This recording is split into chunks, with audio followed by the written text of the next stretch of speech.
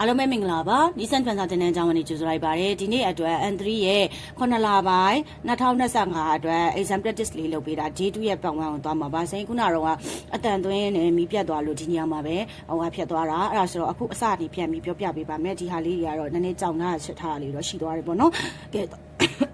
သွားမယ်နော်အဲ့ဆိုတော့ဒီစာရွက်3ရက်ကတော့စဉ်တင်ထားပြီးသားဖြစ်ပါတယ်3ရက်မှာ15ချောင်းပါပါတယ်အခုဒီမှာတော့10ချောင်းကိုအရင်ပြောမှာပါဗီဒီယိုရိုက်တဲ့အခါမှာအရန်ကြာရင် page ပေါ်မှာတင်ရတာအရန်ခက်လို့ပါနော်ကဲအားဆိုစမယ်နော်ပတ်ဝန်းကဲနံပါတ်1ကိုကြည့်နံပါတ်1လို့ပဲပြောလိုက်မယ်နော်အဲ့မှာခီနီနာတို့ဆိုတာစဉ်းစားကြည့်လိုက်ခိစိတ်ထဲမှာနာရီမက်ဖြစ်လာတယ်ဆိုတာစိုးရိမ်တာကိုပြောတာပါစဉ်းစားကြည့်ပါစိတ်ထဲမှာဖြစ်လာတယ်ဆိုတာစိုးရိမ်တာအဲ့ဒါပြင်စိတ်ထဲမှာအလိုလိုသတိရမိတယ်အဲ့လိုပုံစံမျိုးကအလိုလိုဖြစ်လာတယ်ဆိုရဲပုံစံခီနီနာတို့ဆိုရင်အတိတ်ပဲစိုးရိမ်ကြောင်းကြသည်ဆိုရင်အတိတ်ပဲဖြစ်ပါတယ်ဟုတ်ပြီနော်စိတ်ထဲမှာအလိုလိုဖြစ်နေတာကဲအားဆိုနံပါတ်1ကိုကြည့်မယ်နော်ကျော်နော်ရှိုင်းနော်ဒီနေ့ပြိုင်ပွဲရဲ့ကက်ကရလက်ကဆိုရင်ခီနီနာတဲ့ဤလို့ဆိုတာစိုးရိမ်တယ်အဲ့ဆိုဒီနေ့ပြိုင်ပွဲရဲ့ရလက်ကိုကတော့ငါစိုးရိမ်ပြီစိုးရိမ်နေကြောင်းကြရဲဆိုမဖြစ်သေးတဲ့ကိစ္စတွေမလို့ပြောတာအဖြစ်နံပါတ်1ကမှန်ပါတယ်နံပါတ်2နီးပန်ကကြတော့ဆိုနာနီခီနီနာတဲ့မို့အဲ့လောက်စိုးရိမ်နေရင်တောင်မှလည်းပဲတီးကြတယ်အဆင်ပြေသွားမယ်လို့ထင်တယ်ခစ်တိုစာတေးကြတယ်ဥမာခုအီကူတို့အဆင်ပြေပြေဖြစ်သွားမယ်လို့အုံဘို့တွေ့တယ်စဉ်းစားကြည့်နော်အေးလောက်စိုးရိမ်ကြောင်းကြနေရင်တောင်မှလည်းပဲတေးကြတယ်အဆင်ပြေသွားမယ်လို့ထင်တယ်အဲ့လိုမျိုးမရပါဘူးဟုတ်ပြီနော်လဲပဲဆိုတာကြီးကြောင့်မရဘူးအဲ့လောက်စိုးရိမ်နေကြမလို့ပါဘူးတေးကြတယ်အဆင်ပြေမှာပါအဲ့လိုဆိုရင်တော့မှန်အောင်မနော်နံပါတ်3စက်မှန်တော့နာနီကမူစုကာရှိကဘာကခက်လဲဆိုတာခံကာရဲ့တင်းစဉ်းစားပြီးတော့ခါကြတော့ဒီဟာကတင်ယူသူတွေပေါ့ဂခုရှူရှာဆိုတာတင်ယူသူတွေရဲ့စိတ်ထဲတင်ယူသူတွေဟာဆိုလို့ရှိရင်ခီနီနာတို့ဆိုတာစိုးရိမ်နေစဉ်းစားကြည့်ဘာကခက်ခဲမလဲဆိုတာကိုတွေးပြီးတော့တင်ယူတဲ့သူတွေကစိုးရိမ်နေတယ်အဲ့လိုမျိုးမရဘူးနမလီရွံ့ဘက်ကိုသွားမယ်နော်ခါရဲဒီကအိမ်ပြန်နာကခီနီနာတဲ့စိုးရိမ်ပြီးတော့ခါကြခါဆောက်အောင်မသိခုဆိုတာထီကိုယူသွားတယ်အဲ့ဒါလည်းမရပါဘူးဒါဆိုရင်ဖြေရနံပါတ်1ပါဒါဆိုဒါရမယ်နော်ဆိုတော့နည်းနည်းနေမကောင်းတော့လေဟိုကအတန်တစ်မျိုးဖြစ်နေတယ်ပေါ့နော်အဲ့ဒါဆိုတော့ခါကြအတန်လေးတော့အာနာပါတယ်ရှေ့ရက်ဒီမှာလည်းဗီဒီယိုလေးမတင်သေးဘူးလားဆိုပြီးတော့ပြောတာတွေ့ပါတယ်ကျွန်တော်သိနေမကောင်းလို့စာမသွင်းနိုင်လို့ပါနော်အဲ့ဆိုရင်နောက်ထပ်တစ်ခုသွားပါမယ်ခါနာရီကကြတော့တော်တော်လေးအတင်ဆိုတဲ့ဟာလေးပါတော်တော်လေးအတင်သူကဘာတွေနဲ့တွဲသုံးတာများလဲဆို edit တွေနဲ့တွဲသုံးတာများပါတယ်တော်တော်လေးခတ်တယ်တော်တော်လေးအေးတယ်ဟုတ်ပြီနော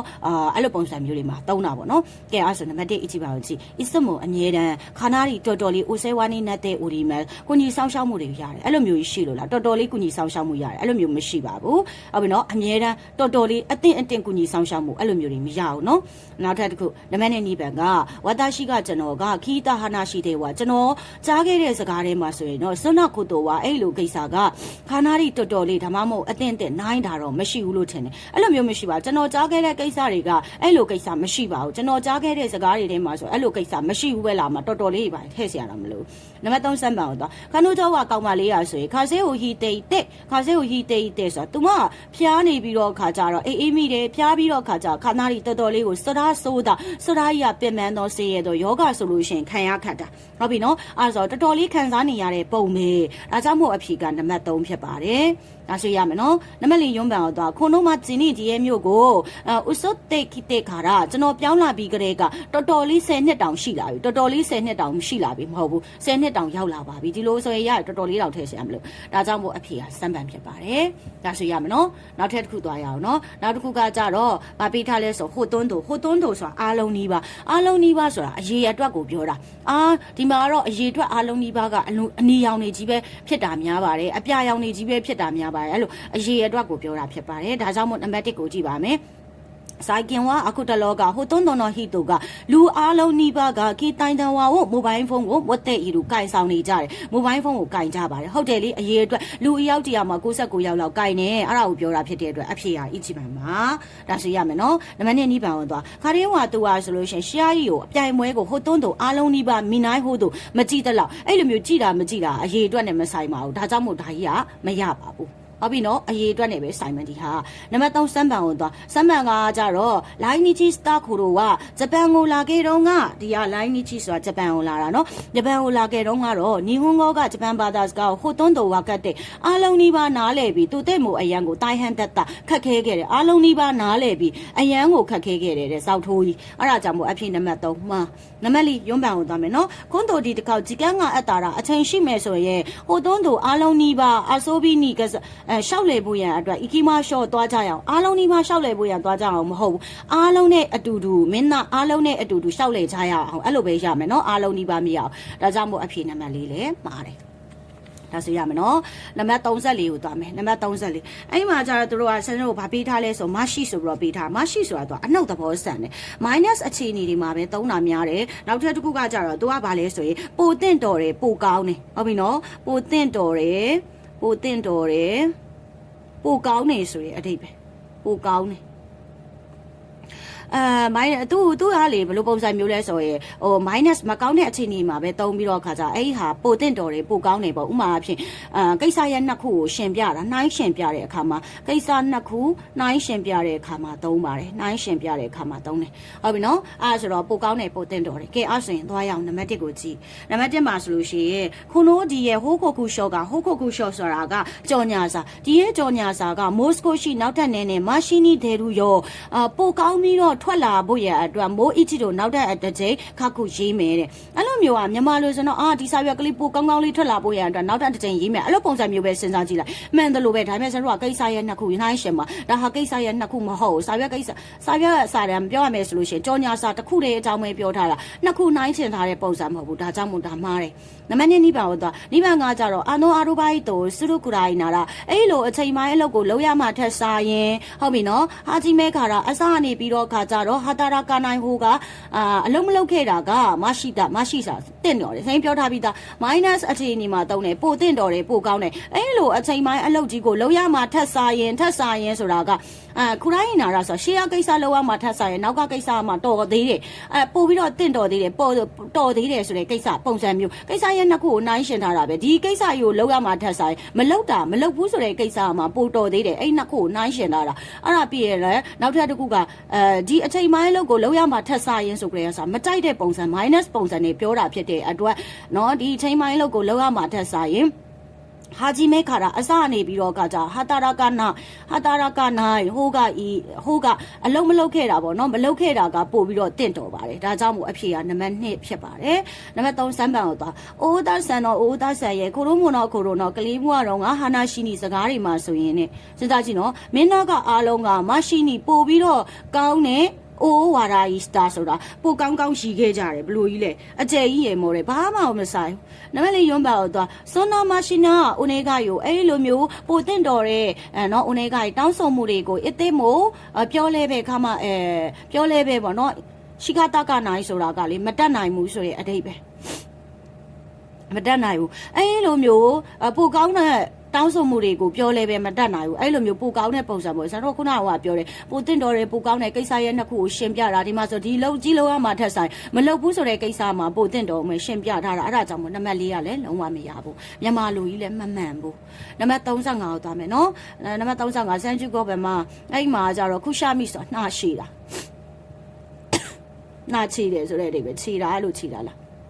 မမယ်နော်မဆိုလို့နော်ကဲအဲ့ဆိုနံပါတ်1ကိုကြည့်နံပါတ်1ကကြတော့ရက်ခုနီတဲ့ရက်ခုဆိုတာအဲ့ပေါ့နော်စေးဆိုင်ကိုသွားပြီးတော့ခါကြတော့ခုရှာမီကိုနှာရှိတာကိုထုံမေးသူရက်လို့ရနိုင်တဲ့ mask ပေါ့နှာခေါင်းစည်း mask အဲ့ mask ကိုဘာလုပ်ခဲ့လဲဆိုဝယ်ခဲ့တယ်နှာခေါင်းစည်း mask ကိုတက်လိုက်တယ်နှာရှိတာရက်လို့ရတဲ့နှာခေါင်းစည်းရှိလားမရှိဘူးလေမားတယ်နော်နံပါတ်2နိဗ္ဗာန်ကိုသွားနိဗ္ဗာန်ကဘာပေးထားလဲဆိုတော့အီမယခုဒိုင်ကကုတေဝတက္ကသိုလ်မှာဆိုရင်ခုရှာမီဆိုတဲ့အဲ့ဒီနှာရှိတာတွေကဟာရတဲ့ဤလို့ဆိုတာရေပန်းစားနေတယ်တဲ့ဘာမှမဆိုင်နံပါတ်3စမ်းပန်ကိုသွားစမ်းပန်ကကြတော့စခိကာရာခုနကနေစပြီးတော့ခုရှာမီဘာကာရီစတေအီရူခေတို့အဲ့ဆိုခုနကနေစပြီးတော့နာရှိတာကြီးပဲဖြစ်နေပေမဲ့လို့မင်းညကဘာဖြစ်လဲဆိုနေသိန်းနိုင်တော့မအိတ်နိုင်ခဲ့ဘူးလားဘာမှမဆိုင်တာနော်နမလီရုံးမယ်သူဘာပေးထားလဲဆို QNI ရုပ်တရက်စာမှုခုနာရီအေးလာတာနော်အေးလာပြီးတော့ခါကြတော့ကုရှာမီကနာရှိတာကထုံမာရာနာခတ်တာနှာချီတာမရက်နိုင်ကြတော့နှာရီစတိုက်ရှည်နေတော့တယ်ပေါ့ကွယ်အဲ့လိုဖြစ်တာအဲ့ဒါကြောင့်မို့အဖြေကနံပါတ်4ဖြစ်ပါတယ်ဒါဆိုရမယ်နော်ကျတော့နောက်ထပ်အမျက်နာက3ချောင်းလေးသွားပါမယ်ပြီးတော့ရမ်းရှည်နေမှာဆိုလို့နော်ကဲနောက်ထပ်မျက်နာသွားမယ်ဝါနေလားဟိုပါအောင်နော်ကဲအားဆိုရင်သွားရအောင်အဲ့မှာတိုနီကကုဆိုပြီးတော့ပေးထားတာဟုတ်ပြီနော်တိုနီကကုဆိုတာဘာကိုပြောချင်တာလဲဆိုလောလောဆယ်ဆိုတဲ့အတိတ်ပဲအော်ကွန်မန့်နာဆိုင်လောလောဆယ်မှမဟုတ်တာဘာပဲဖြစ်ဖြစ်ဆိုတဲ့အတိတ်ပဲနော်ဘာပဲဖြစ်ဖြစ်ပါ လောလောဆယ်လေးရတယ်ဘာပဲဖြစ်ဖြစ်လေးရကဲအဲ့ဆိုသွားမယ်တိုနီကခုဘာပဲဖြစ်ဖြစ်ပေါ့ကဲအဲ့ဆိုနံပါတ်1ကိုကြည့်နံပါတ်1ကကြတော့သူကတိုင်ဖုန်းကမုံတိုင်းကချီကဆွေတက်ကီတက်အဲ့ဆိုနီးလာပြီးတော့ကကြတော့တိုနီကခုဘာပဲဖြစ်ဖြစ်နော်လေရောမိုးရောကဒီမှာလေဒီမှာမိုးဟုတ်တယ်မဟုတ်လားအဲ့ဒါဆိုတော့ခါကြတော့ဖူးကလေရောမိုးရောကဆွေရောကုနတ်တက်ကီတာဆိုတာကအားကောင်းလာပြီစဉ်းစားကြည့်နော်မုံတိုင်းကနီးလာပြီဖြစ်တဲ့အတွက်ဘာပဲဖြစ်ဖြစ်လေတွေရောမိုးတွေရောအားပြင်းလာတယ်ဘာပဲဖြစ်ဖြစ်မှမဟုတ်တာတကယ်တမ်းဒါသဘာဝတရားလေးဖြစ်မှသိကြပြီးဒါဘာပဲဖြစ်ဖြစ်နဲ့မဆိုင်နမနေနိဗ္ဗာန်ဝင်သွားနိဗ္ဗာန်ကကြတော့ခောက်ဟူဤတို့ကရောကုနိုင်ကာရမျက်နှာအယောင်ကမကောင်းတဲ့အတွက်ဆိုတော့နင်မျက်နှာမကောင်းတဲ့အတွက်ကြောင့်တိုနီကခုဘာပဲဖြစ်ဖြစ်ယူကူရီအေးစီစီရာစွန်းသားဟိုကဤနင်အေးစီစီနားလိုက်တာပဲကောင်းတယ်ကိစ္စရတခုခုကြောင့်မို့မျက်နှာပြက်နေတာလည်းဖြစ်မယ်နင်မကောင်းလို့မျက်နှာပြက်နေတာလည်းဖြစ်မယ်ဝါနေပါလားခဏလေးနော်ဘာလို့ဝါနေတာလဲဘာလို့ဝါတာလဲရှင်ကဲရပြီเนาะခုနဝါသွားတယ်เนาะပြန်ပြောမယ်เนาะတိုနီကခုဆိုတာဘာပဲဖြစ်ဖြစ်ဆိုတဲ့အဓိပ္ပာယ်ပါအဲ့မှာဆိုရင်ဒီမှာဆိုရင်ဗာလဲဆိုတော့သူကမုံတိုင်းကနီးလာပြီဖြစ်တဲ့အတွက်တဲ့ဘာပဲဖြစ်ဖြစ်လေရောမိုးတွေကအားကောင်းခဲ့တယ်မရဘူးဘာပဲဖြစ်ဖြစ်မုံတိုင်းကနီးလာပြီဖြစ်တဲ့အတွက်လေရောမိုးရောကအားကောင်းလာပါပြီဆိုရင်တော့မှန်ပါမယ်ဒါကြီးထည့်ချင်အောင်လို့လားနမနဲ့နိဗ္ဗာန်ကိုတော့ကောက်ဤတို့ကရောခုနိုင်ခါတာဆိုတော့မျက်နှာအရောင်ကမကောင်းတဲ့အတွက်ဆိုတာသူတိတ်ပြီးတော့မျက်နှာမကောင်းတဲ့အတွက်တိုနီကခုဘာပဲဖြစ်ဖြစ်ယူကူရီအေးစစ်စစ်ရာစွန်းသားဟိုကဤအေးစစ်စစ်နဲ့မင်းနားလိုက်တာကောင်းနေပေါ့ပြောရမယ်ဆိုမင်းမျက်နှာလည်းမကောင်းသွားပါမင်းနားလိုက်ပါအဲ့ဒါအကြောင်းမို့အဖြေကနံပါတ်1ဘာမှစဉ်းစားမနေနဲ့ဘာပဲဖြစ်ဖြစ်နားလိုက်နံပါတ်3စမ်းပန်တော့စမ်းပန်ကကြတော့သူဘာပေးထားလဲဆိုရှင်ကစကမ်မာယနီဆိုစမွေးမဲမတိုင်ခင်မှာဖူအန်တတခုတူကစမွေးမဲမတိုင်ခင်မှာစိုးရိမ်နေတဲ့အရာတွေကတိုနီကခုဘာပဲဖြစ်ဖြစ်တိုနီကခုဘာပဲဖြစ်ဖြစ်စတိုနိုတိုဒီနော်အဲ့ဒီအတိုင်ခေကနိနတရလက်ဖြစ်တော့ခဲ့စဉ်းစားကြည့်လိုက်အဲ့လိုမျိုးကြီးရှိလားမရှိဘူးနော်နမလေးရုံးပန်အောင်သွားရှူးရှော့ခုနော်ခုတိုတဲ့ရှူးရှော့ခုဆိုတာအလုတ်လောက်တာပေါ့နော်အလုတ်လောက်တာအလုတ်ဝင်တဲ့ကိစ္စမှာဆိုလို့ရှိရင်တဲ့အိုရနော်မိဘရဲ့ဤကန်းကိုထင်မြင်ယူဆချက်ကိုခိခုနော်မို့နားထောင်တာလည်းပဲဘာပဲဖြစ်ခဲ့ပါတယ်ဘာမှမဆိုင်ဒါကြောင့်မို့အဖြေကနံပါတ်1ကဲဟုတ်ပြီနောက်ထပ်တစ်ခုကိုသွားမယ်စန်ဂျနီဘန်မှာသူကဗာပေးထားလဲဆိုရင်ထိုရီယာရဲ့စုဆိုပြီးတော့ပေးထားတယ်ထိုရီယာရဲ့စုကလောလောဆယ်ဟုတ်ပြီနော်လောလောဆယ်အရင်ဆုံးလဲရတယ်ဟာလောလောဆယ်တော့ငါဒါလေးပဲလုပ်လိုက်မယ်အရင်ဆုံးတော့ငါဒါလေးပဲလုပ်လိုက်မယ်လောလောဆယ်လဲရတယ်လို့အရင်ဆုံးဆိုတဲ့အဓိပ္ပာယ်လဲရတယ်နော်တိုနီကကိုကဘာပဲဖြစ်ဖြစ်နော်ကဲအဲ့ဆိုကြည့်ရအောင်နံပါတ်1အချိပံမှာဖူနေဝါတင်းမောဝါဆိုလို့ရှိဒွန်းကြီးစားခုနဲ့တင်းမောကတီးသွားပြီးတော့ခါကြတော့အရင်ဆုံးဒါမှမဟုတ်လို့ရှင်လောလောဆယ်မီယနာခုနဲ့မီယနာကုနတာဆိုမမြင်နိုင်တော့လောလောဆယ်မမြင်နိုင်တော့ဘူးတဲ့အရင်ဆုံးမမြင်နိုင်တော့မှားတယ်နံပါတ်2နိဗ္ဗာန်ကကြတော့အဆွန်လေဘကာရီဤလူတို့ကစားတာကြီးပဲလုံနေမယ်ဆိုရင်ဒါမှမဟုတ်လေပတ်တာကြီးပဲလုံနေမယ်ဆိုရင်ထိုရီယာယေစုဆိုတာလောလောဆယ်ဒါမှမဟုတ်အရင်ဆုံးအတုတဲ့နောက်မှခုမားလူတာတော့ဒုက္ခရောက်လိမ့်မယ်မရောက်ဒါကြီးထည့်เสียရတော့မလို့ဟုတ်ပြီနော်မင်းလေပတ်နေတာကစားနေတာကြီးပဲလုံနေမယ်လေပတ်နေတာကြီးပဲလုံမယ်ဆိုရင်နောက်မှမင်းဒုက္ခရောက်မယ်နော်အဲ့လိုအဓိပ္ပာယ်ပဲရမယ်နံပါတ်3စမ်းပန်ကိုသွားရှာကိုင်းဆိုတာကုမ္ပဏီရဲ့ပြင်ပမှာဒေဝကုမ္ပဏီပြင်ပဟုတ်ပြီနော်ပြင်ပပါဆိုပြင်မဖြစ်တယ်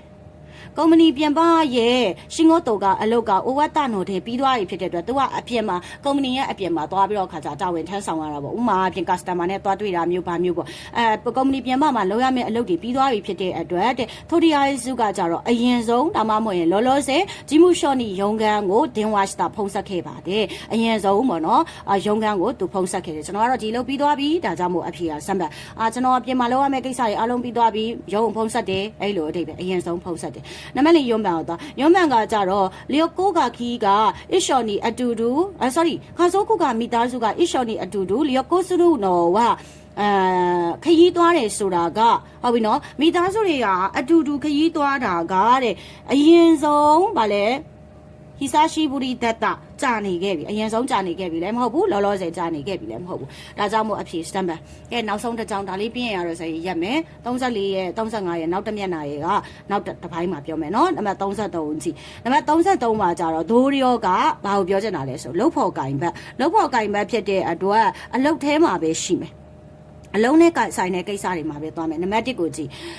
အီမာနောဝတာရှိဝအခုကျွန်တော်ကဆိုရင်ကောင်းမွန်နေပေါ့နော်ဒိုလီယိုနီကောင်းမွန်တဲ့လုတ်ဖို့